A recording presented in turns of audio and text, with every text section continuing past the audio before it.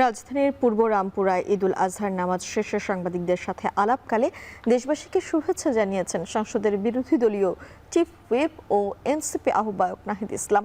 এ সময় দেশের আইন শৃঙ্খলা পরিস্থিতির অবনতি ও দ্রব্যমূল্যের ঊর্ধ্বগতি নিয়ে উদ্বেগ প্রকাশ করেন। তিনি বলেন, দেশের যে কোনো সংকটে সরকারকে সর্বোচ্চ সহযোগিতা করতে চায় বিরোধী দল। এর আগে রাজধানীর পূর্ব রামপুরা সালামবাগ জামে মসজিদে ঈদুল আজহার নামাজ আদায় করেন নাহিদ ইসলাম। নামাজ শেষে উপস্থিত মুসল্লি ও দেশবাসীকে ঈদের শুভেচ্ছা জানান তিনি।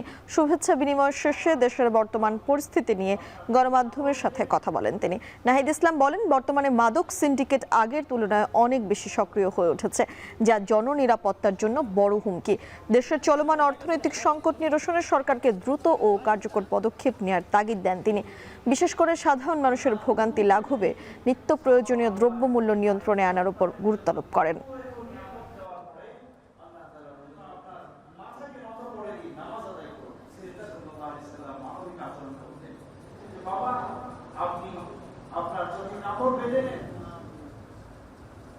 যেই ত্যাগ, আত্মত্যাগ আমরা আমাদের জুলাই গণঅভ্যুত্থানে আমাদের শহীদরা করেছেন, সেই ত্যাগকে যাতে আমরা ধারণ করতে পারি, আমাদের সকল শহীদদেরকে আমরা স্মরণ করছি।